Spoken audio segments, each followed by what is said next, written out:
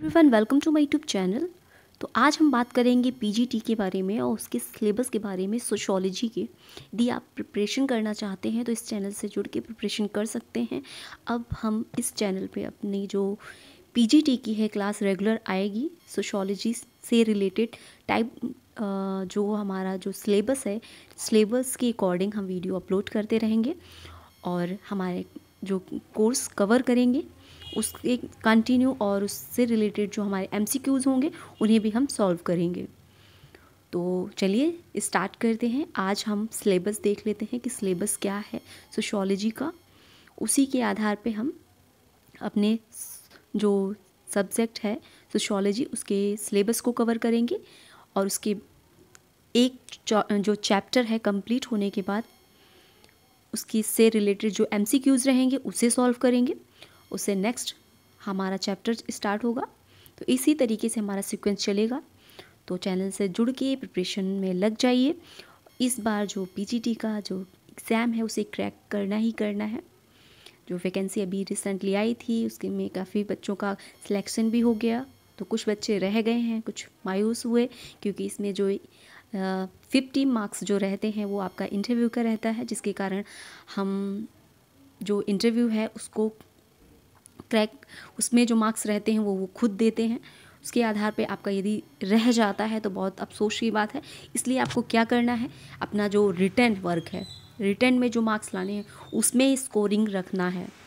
क्योंकि काफ़ी बच्चे बीएड किए होते हैं, एमएड किए होते हैं, पीएचडी किए होते हैं, तो उसका उनका रिलैक्सेशन उन्हें मिल जाता है। और जिन्होंने अपना ये सब चीज़ें नहीं कर रखी हैं, क्योंकि इसमें एलिजिबिलिटी कैटेरिया ये है कि इसमें जो भी आपको जो स्टूडेंट हैं पोस्ट ग्रेजुएशन है किए हुए हैं उनका जो ओबीसी है उनके लिए 50% है, जो ओबीसी हैं उनके लिए 50% है, और जिन्होंने जनरल कैटेगरी के लिए 55% है। तो इस तरीके से डिवाइड है। और इसमें आप बीएड किए हैं या नहीं किए हैं इसकी कोई ज़रूरत नहीं है। तो ये जो एग्ज़ाम है इसको आप बस रिटन के थ्रू क्रैक कर सकते हैं। ये तो इस बार जिनका रह गया है वो इस बार कमर कस लें और अपनी प्रिपरेशन को स्टार्ट कर दें, मायूस बिल्कुल मत हों। तो चलिए आज हम सिलेबस देखते हैं। सिलेबस के बाद हम टाइम जो आपका टॉपिक है टॉपिक वाइज सिलेबस को भी कवर करेंगे, प्लस आपका जो क्वेश्चन है वो भी कवर करेंगे जो एग्ज़ाम में आते हैं। और प्रीवियस ईयर का जो क्वेश्चन पेपर है वो भी मैंने करवाया था सॉल्व, तो उसकी भी डिस्क्रिप्शन में लिंक सेंड कर दूंगी। हम नेक्स्ट टाइम उसको भी सॉल्व कर लेंगे। प्लस आपका जो रिसेंटली जो पिछले साल के 16-18 के जो पेपर हुए हैं और 20 में जो हुआ है उसको भी सॉल्व कर लेंगे, ताकि हमारी जो मेमोरी है रिपीट हो जाए, ताकि क्वेश्चन को हमारे आगे से जो भी क्वेश्चन हम यदि प्रिपरेशन कर रहे हैं तो सामने आके वो हमसे छूटे नहीं। तो चलिए हम सिलेबस देख लेते हैं आज। तो सिलेबस में आपका क्या है, जो हम आपका फर्स्ट टॉपिक है समाज शास्त्र का अर्थ। क्या है समाज शास्त्र का अर्थ? विषय वस्तु तथा क्षेत्र, इससे रिलेटेड क्वेश्चन आते हैं। उत्पत्ति एवं विकास, समाज शास्त्र का अन्य समाज विज्ञानों से संबंध, ये है टॉपिक। नेक्स्ट है आपका समाज शास्त्र के पाश्चात्य, यदि हमारे जो क्लासिकल थिंकर हैं वो August Comte, Herbert Spencer, email Durkheim, max weber, और जो भारतीय थिंकर हैं हमारे अरबिंदो, गांधी जी, राधा कमल मुखर्जी, भगवान दास। तो ये जो थिंकर हैं इनसे रिलेटेड क्वेश्चन एग्जाम में पूछें। ये सिलेबस दिया है और सिलेबस दिया है इसके अकॉर्डिंग ही क्वेश्चन आएंगे, ये ज़रूरी नहीं है। ये बात आप माइंड में सेट कर लीजिए, या फर्स्ट टाइम आप प्रिपरेशन कर रहे हो तो ये याद रखिए कि 70% इससे क्वेश्चन आता है, या 60 समझ लीजिए, 60% इससे क्वेश्चन आएगा, बाकी आपका आउट ऑफ आता है। तो आउट ऑफ का मतलब ये है कि आप जैसे कि ये थिंकर दिए हुए हैं तो थिंकर से रिलेटेड क्वेश्चन आएंगे ही आएंगे, इनसे आएंगे, लेकिन जो टॉपिक दिया है ये भी तो थिंकरों से रिलेटेड है। तो इसमें जो थिंकर होंगे उससे भी रिलेटेड क्वेश्चन, इससे रिलेटेड भी तो क्वेश्चन पूछा जा सकता है। तो इसलिए जैसे ये हमारा आगे दिया हुआ है सिलेबस में प्रकार्यवाद है, तो इससे रिलेटेड जो भी थिंकर है हमारे क्लासिकल हैं, जो दुर्खिम हैं, और रेडक्लिफ ब्राउन है, मेलिनोवस्की है। तो मेलिनोवस्की यहाँ पे नहीं दिया, लेकिन प्रकार्यवाद यदि दिया है, और संघर्ष में परेटो जी हैं, ठीक है, और हमारे जो कार्ल मार्क्स जी हैं, तो देखिए यहाँ पे कार्ल मार्क्स नहीं दिया, लेकिन संघर्ष का जो सिद्धांत दिया है ये दिया हुआ है, तो कार्ल मार्क्स तो जाहिर सी बात है आएंगे, तो उनसे रिलेटेड क्वेश्चन बन जाएंगे। तो इसलिए हमारे जो थिंकर हैं, कहने का मतलब ये जो थिंकर लिखे हैं खाली इन्हीं से रिलेटेड क्वेश्चन बनेंगे, ऐसा बिल्कुल नहीं है। तो जो कॉन्सेप्ट दिए हैं इनसे रिलेटेड जो थिंकर आते हैं उनसे भी रिलेटेड क्वेश्चन बन जाएंगे। सिंबॉलिक प्रतीकात्मक अंतःक्रिया का प्रघटना फेनोमेनोलॉजी, एथनोमेथोडोलॉजी जो हेरोल्ड गारफिंकल हैं, तो ये सभी जो थिंकर हैं हमारे, और रेडक्लिफ, मेलिनोवस्की, लेवी स्ट्रॉस, सभी थिंकर आपके कवर करने हैं। तो इस वीडियो में और आगे हम जो भी वीडियो लेके आएंगे सभी थिंकरों से रिलेटेड लेके आएंगे, और कोई क्वेरी सजेशन हो तो उससे भी आप कमेंट बॉक्स में मेंशन कर सकते हैं, तो उसे भी हम आगे प्रोवाइड कराते रहेंगे। ठीक है, तो आगे आपका जो टॉपिक है वो देख लेते हैं। ये हमारे कॉन्सेप्ट हैं, इन्हें मैंने कुछ कवर ही करे हैं वीडियो के थ्रू।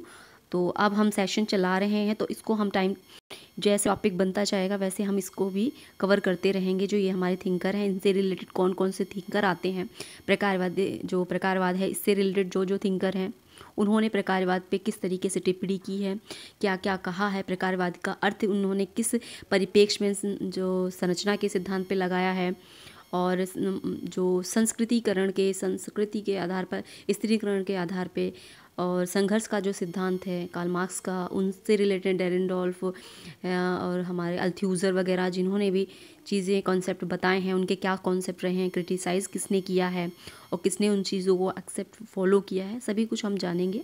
ठीक है, मेलिनोवस्की का विनिमय सिद्धांत जैसे कि है, और प्रतीकात्मक सिंबॉलिक इंटरेक्शन, ब्लूमर और मीड हैं हमारे, गॉफमैन जी हैं प्रतीकात्मक फेनोमेनोलॉजी।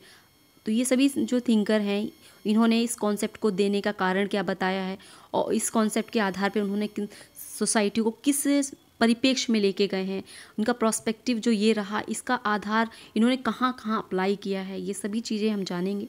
ठीक है, तो डिटेल में पढ़ना है।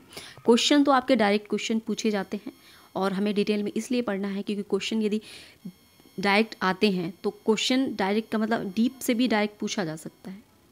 ठीक है, तो यदि आप नेट की भी तैयारी कर रहे हैं तो भी आप इसकी क्लास को ले सकते हैं, क्योंकि ये सोशियोलॉजी सब्जेक्ट है, चाहे वो आप पीजीटी का या जीडीसी का कर रहे हो तैयारी, या फिर यूपीएचएससी का कर रहे हो, तो ये सोशियोलॉजी जो सब्जेक्ट है आपका, तो आप ये इस क्लास को अटेंड कर सकते हैं और अच्छे से प्रिपरेशन कर सकते हैं। आगे आपका जो टॉपिक है 4th वाला, इसमें आपकी जो हैं प्रमुख संस्थाएँ, जैसे कि प्रमुख संस्थाएं, अब इससे रिलेटेड जो थिंकर हैं आपके प्रमुख संस्थाएं, सामाजिक संस्थाएं जो हैं, परिवार है, विवाह है, धर्म है। अब परिवार के फैमिली के बारे में किसने क्या क्या कहा है, विवाह के बारे में मार्गन और मेलिनोवस्की, रेडक्लिफ ब्राउन, इन्होंने सबने काफ़ी अपनी अपनी डेफिनेशन दी हुई हैं। तो इन्होंने क्या क्या दिया है इस डेफिनेशन में, और एक दूसरे से कितनी भिन्न है, क्योंकि इन लोगों की जो कॉन्सेप्ट है ना, इसमें हम लोग बहुत थोड़ा सा ये कहें मिसअंडरस्टैंड हो जाता है जब हम उसे अच्छे से नहीं पढ़ते, थोड़ा सा ही चेंजेस आता है और हम क्वेश्चन को मतलब क्रिटिकली बना देते हैं, कौन सा है कौन सा नहीं है। तो आपको अच्छे से इसे समझना है। ठीक है, क्वेश्चन इससे रिलेटेड काफ़ी कुछ पूछे जाते हैं, ये जो संस्थाएं हैं इससे भी। आगे आपका है प्रमुख सामाजिक प्रक्रियाएँ। प्रक्रियाएँ क्या हैं, सामाजिक प्रक्रिया, सहयोग, संघर्ष। ठीक है, इस तरीके का। प्राथमिक अवधारणाएं जो हैं, सामाजिक समूह है, संस्था है, समिति है, संस्था है, समुदाय है। इसमें भी डेफिनेशन जो थिंकर हैं उन्होंने दी हैं। डेफिनेशन भी पूछी जा सकती है कि ये जो डेफिनेशन है किसने दी है। स्त्रीकरण का है स्पेंसर, पार्सन्स वगैरह। ठीक है, भौगोलिक पर्यावरण एवं सामाजिक, इसके बारे में भी इन्होंने कॉन्सेप्ट दिया, भौगोलिक पर्यावरण, सामाजिक एवं भौगोलिक पर्यावरण और समाज, संस्कृति के व्यक्तित्व, समाजीकरण के बारे में, और सामाजिक नियंत्रण, सामाजिक परिवर्तन। ये टॉपिक है, काफ़ी अंडरस्टैंडिंग लेवल के हैं और आपको अच्छे से समझ में आएंगे, डिटेल में समझेंगे और इसी से रिलेटेड क्वेश्चन भी सॉल्व करेंगे। नेक्स्ट टॉपिक है आपका हिंदू सामाजिक संगठन। इसमें वर्णाश्रम है, धर्म है, पुरुषार्थ है, संस्कार है, कर्म का सिद्धांत है, जाति व्यवस्था है, जजमानी व्यवस्था से रिलेटेड क्वेश्चन आ जाते हैं, नातेदारी व्यवस्था से रिलेटेड, कर्म सिद्धांत जो है, संस्कार है, पुरुषार्थ कितने हैं और वर्ण व्यवस्था से क्या तात्पर्य है, और धर्म क्या है, संस्कार से रिलेटेड क्या है, कर्म का जो सिद्धांत है, जाति व्यवस्था क्या है। तो इस तरीके से क्वेश्चन इससे रिलेटेड काफ़ी पूछे जाते हैं। अनुसूचित जाति, अनुसूचित जनजाति एवं पिछड़े वर्ग से संबंधित समस्याएं जो हैं वो, और रिसेंटली जो चीज़ें संशोधन में आती हैं उनसे रिलेटेड भी क्वेश्चन बन जाते हैं, तो उनको भी आपको लेके चलना है साथ में। भारतीय स्त्रियां और इससे संबंधित समस्याएं, ठीक है, ये क्वेश्चन रहेगा। इससे रिलेटेड ये टॉपिक है आपका। भारत में पंचायती राज ये कब लागू हुआ, कहाँ पे पहले लागू हुआ, किस तरीके से इसकी जो व्यवस्था है चली है, और इसमें क्या क्या स्टेजेस हैं, सभी कुछ आपको अच्छे से एक्सप्लेन करना है, ठीक है। संस्कृतिकरण, पश्चिमीकरण, लौकीकरण, आधुनिकीकरण, हमारे जो इंडियन थिंकर हैं, जो हमारे थिंकर हैं एम.एन. श्रीनिवास, इन्होंने इस टॉपिक पे काफ़ी अच्छा दिया हुआ है कॉन्सेप्ट, और हमारे वेस्टर्न थिंकर भी हैं तो उन्हीं को भी पढ़ेंगे। सामाजिक गतिशीलता, औद्योगिकरण, प्रवसन और नगरीकरण, इसके बारे में आपको भी अच्छे से समझना है। आगे ये हमारे जो टॉपिक हैं, सामाजिक विघटन, विघटन और एकीकरण भी होता है तो विघटन भी होगा, इसकी अवधारणा किसने दी है, ठीक है। और वैयक्तिक विघटन, पारिवारिक विघटन, अपराध, बाल अपराध, स्वयंपोषण अपराध, कारण और सुधार के उपाय, ये सामाजिक समस्याएं, बेकारी, निर्धनता, मदपान और मादक द्रव्य व्यसन, वेश्यावृत्ति और भिक्षावृत्ति। तो ये जो हमारे टॉपिक हैं ये सोशियोलॉजी में पीजीटी में जो दिए हुए हैं, तो इन्हें हम कवर करेंगे, प्लस इससे रिलेटेड क्वेश्चन भी, और जीके से रिलेटेड, मतलब रिसेंटली जो जो चीज़ें इस टॉपिक से रिलेटेड बनेंगी तो हम उन्हें भी हम कवर करेंगे। तो चैनल से जुड़ जाइए और प्रिपरेशन कंटिन्यू करते रहिए। इस बार पीजीटी में सिलेक्शन लेना ही लेना है, और जिन्हें लेना है वो तैयारी अपनी करते रहें और अपने आप को बिल्डअप करते रहें। तो चलिए नेक्स्ट वीडियो में हम मिलेंगे फर्स्ट चैप्टर को पढ़ने के लिए, और कोई क्वेरी सजेशन रह गया हो तो उसे आप कमेंट बॉक्स में मेंशन कर सकते हैं। नेक्स्ट वीडियो में फिर मिलते हैं। Thanks for watch.